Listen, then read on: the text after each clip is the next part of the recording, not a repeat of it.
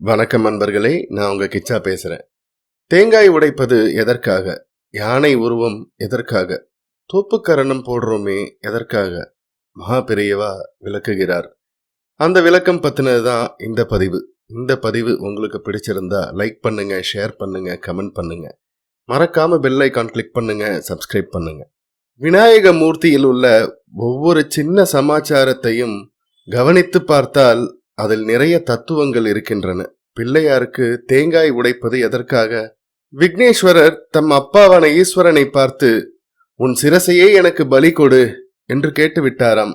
எல்லாவற்றையும் காட்டிலும் உயர்ந்தது எதுவோ அதை தியாகம் பண்ணினால்தான் மகா கணபதிக்கு பிரியம் ஏற்படுகிறது. அவ்வளவு பெரிய தியாகம் பண்ணுவதற்கு தயார் என்ற அறிகுறியாகத்தான் ஈஸ்வரனைப் போலவே 3 கண்கள் உடைய தேங்காயை சிருஷ்டித்து அந்த காயை அவருக்கு நாம் அர்ப்பணம் பண்ணும்படியாக ஈஸ்வரன் அனுகிரகித்திருக்கிறார். சிதறு தேங்காய் என்று உடைக்கிற வழக்கம் தமிழ் தேசத்துக்கு மட்டும் உரியது. இப்படி சிதறிய துண்டங்கள் யாருக்கு உரிமை என்றால் குழந்தைகளுக்குத்தான். இந்த உண்மை ஒரு குழந்தை மூலமாகத்தான் எனக்கே தெரிந்தது அப்படின்றாரு மகா பெரியவா. அப்போது 1941ஆம் ஆண்டு நான் நாகைப்பட்டினத்தில் சாதுர்மாசிய விரதம் அனுஷ்டித்து வந்தேன். அங்கே கோயிலில் பிள்ளையாருக்கு நிறைய சிதறு தேங்காய் போடுவது வழக்கம். காயை உடைக்கவே இடம் கொடுக்காத அளவுக்கு குழந்தைகள் ஒரே நெரிசலாக சேர்ந்துவிடும். திபு திபுவென்று அவை ஓடி வருவதில் என்மேல் விழுந்துவிடப் போகின்றனவே என்று என் கூட வந்தவர்களுக்கு பயம். அவர்கள் குழந்தைகளிடம் இப்படி கூட்டம் போடாதீர்கள், விலகி போங்கள் என்று கண்டித்தார்கள். அப்போது ஒரு பையன் டான் என்று, பிள்ளையாருக்கு தேங்காய் போட்டுவிட்டு அப்புறம் எங்களை இங்கே வராதீர்கள் என்று சொல்ல உங்களுக்கு என்ன பாத்தியதை உண்டு? சிதறு தேங்காய் போட்டால் அது எங்கள் பாத்தியைத்தான், அதை எடுத்துக்கொள்ள நாங்கள் வரத்தான் செய்வோம் என்றான். அவன் பேசிய ஜோர், அதிலிருந்த உறுதியை பார்த்தபோது தான் எனக்கே வாஸ்தவம்தான், குழந்தை சுவாமியின் பிரசாதத்தில் குழந்தைகளுக்குத்தான் முழு பாத்தியதை என்று தெரிந்தது அப்படின்றாரு மகா பெரியவா. அகங்கார மண்டையோட்டை உடைத்தால் உள்ளே அமிர்த ரசமாக இளநீர் இருப்பதை இந்த சிதறு தேங்காய் உணர்த்துகிறது. கணபதியை காட்டிலும் சரீரத்தில் பருவமான சுவாமி வேறு யாருமே இல்லை. சிரசு யானையின் தலை, பெரிய வயிறு, பெரிய உடம்பு. அவருக்கு ஸ்தூலகாயர் என்றே ஒரு பெயர். மலை போல் இருக்கிறார். ஆனாலும் அவர் சின்ன குழந்தை. சரி, குழந்தைக்கு எது அழகு? குழந்தை என்றால் அந்த பருவத்தில் நிறைய சாப்பிட வேண்டும். உடம்பு கொஞ்சம் கூட இழைக்க கூடாது. ஒரு சந்நியாசி நிறைய சாப்பிட்டு கொண்டு பெரிய சரீரியாக இருந்தால் அது அவருக்கு அழகல்ல. வயசாகிவிட்டால் ராத்திரி உபவாசம் இருப்பார்கள். குழந்தை அப்படி இருப்பது அழகா? குழந்தை என்றால் தொந்தியும் தொப்பையுமாக கொழு கொழுவென்று இருந்தால்தான் அழகு. நிறைய சாப்பிடுவதுதான் அழகு. குழந்தைகள் நல்ல புஷ்டியாக இருக்க வேண்டும் என்பதை இந்த குழந்தை சுவாமியை காட்டிக் கொண்டிருக்கிறார், கையில் மோதகத்தை வைத்துக் கொண்டு. இவரோ யானை மாதிரி இருக்கிறார். அதற்கு நேர் விரோதமான சின்னஞ்சிறு அகிருதி உடையது மூஞ்சூறு. இதை அவர் தம் வாகனமாக வைத்துக் கொண்டிருக்கிறார். மற்ற சுவாமிகளுக்காவது ஒரு மாடு, ஒரு குதிரை, ஒரு பட்சி என்று வாகனம் இருக்கிறது. இவரோ தாம் எத்தனை பெரிய சுவாமியாக இருக்கிறாரோ அத்தனைக்கும் அத்தனை சின்ன வாகனமாக வைத்துக் கொண்டிருக்கிறார். சுவாமி எதை வாகனமாக வைத்துக் கொண்டாலும் வாகனத்தினால் சுவாமிக்கு கௌரவம் இல்லை, சுவாமியால் தான் வாகனத்துக்கு கௌரவம்.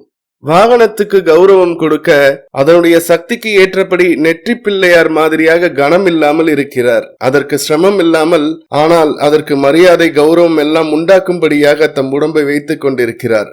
ஸ்தூல காயரான போதிலும் பக்தர்கள் இருதயத்தில் கணக்காமல் லேசாக இருப்பேன் என்று காட்டுகிறார். ஒவ்வொரு பிராணிக்கும் ஒவ்வொரு அங்கத்தில் அதிக கௌரவம் இருக்கும்.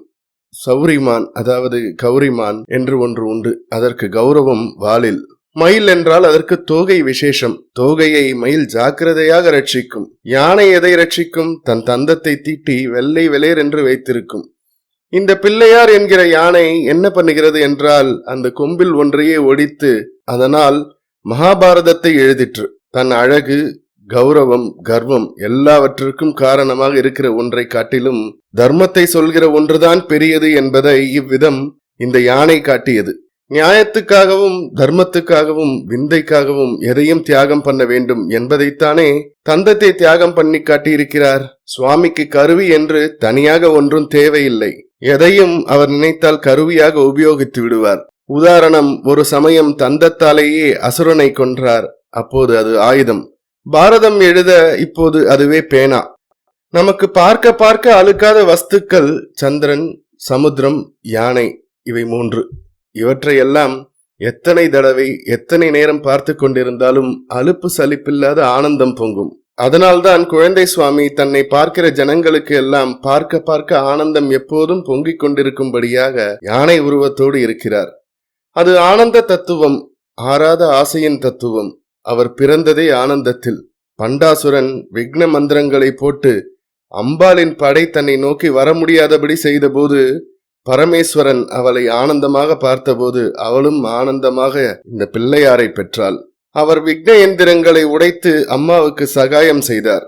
அவர் பார்வதி பரமேஸ்வரர்களுக்கு பிள்ளை. இந்த உலகத்துக்கே மூலத்திலிருந்து ஆவிர்பவித்ததனால் அவரை நாம் பிள்ளையார் பிள்ளையார் என்றே விசேஷித்து அழைக்கிறோம். எந்த சுவாமியை உபாசிப்பதானாலும் முதலில் விநாயகருடைய அனுகிரகத்தை பெற்றுக்கொண்டால்தான் அந்த காரியம் விக்னம் இல்லாமல் நடைபெறும். அவரையே முழு முதற் கடவுளாக பிரதான மூர்த்தியாக வைத்து உபாசிக்கிற மதத்துக்கு கானபத்தியம் என்று பெயர். பிள்ளையாருக்கு எதிரே நின்று தோப்புக்கரணம் போடுகிறோமே, அதை நமக்கு எல்லாம் சொல்லிக் கொடுத்தவர் மகாவிஷ்ணுதான். அப்படி ஒரு கதை இருக்கிறது. ஒரு சமயம் மகாவிஷ்ணுவினுடைய சக்கரத்தை அவரது மருமகனான பிள்ளையார் விளையாட்டாக பிடுங்கிக் கொண்டு தம் வாயில் போட்டு கொண்டு விட்டாராம். பிள்ளையாரிடமிருந்து திரும்ப பிடுங்குவது முடியாது. அவர் மிகவும் பலமுடையவர். அதட்டி மிரட்டி வாங்கவும் முடியாது. ஆனால் அவரை சிரிக்க வைத்து சந்தோஷத்தில் அவர் வாயிலிருந்து சக்கரம் கீழே விழுந்தால் எடுத்துக்கொண்டு விடலாம் என்று மகாவிஷ்ணுவுக்கு தோன்றியதாம். உடனே 4 கைகளாலும் காதை பிடித்து கொண்டு ஆடினாராம். விநாயகர் விழுந்து விழுந்து சிரிக்க சக்கரம் கீழே விழுந்தது. மகாவிஷ்ணு எடுத்துக்கொண்டு விட்டார். தோற்பிக்கரணம் என்பதே தோப்புக்கரணம் என்று மாறியது. தோற்பி என்றால் கைகளினால் என்று அர்த்தம். கர்ணம் என்றால் காது. தோற்பிக்கரணம் என்றால் கைகளால் காதை பிடித்துக் கொள்வது என்று அர்த்தம். விக்னேஸ்வரருடைய அனுகிரகம் இருந்தால்தான் லோகத்தில் எந்த காரியமும் தடையின்றி நடக்கும். தடைகளை நீக்கி பூரண அனுகிரகம் செய்கிற அழகான குழந்தை தெய்வம் பிள்ளையார். அவரை பிரார்த்தித்து பூஜை செய்து நாம் விக்கினங்கள் இன்றி நல்வாழ்வு வாழ்வோமாக என்று மகா பெரியவா அனுகிரகிக்கிறார். ஹர ஹர சங்கர ஜெய ஜெய சங்கர. இந்த பதிவு உங்களுக்கு பிடிச்சிருந்தா லைக் பண்ணுங்க, ஷேர் பண்ணுங்க, கமெண்ட் பண்ணுங்க. மறக்காம பெல் ஐகான் கிளிக் பண்ணுங்க, சப்ஸ்கிரைப் பண்ணுங்க. நன்றி அன்பர்களே.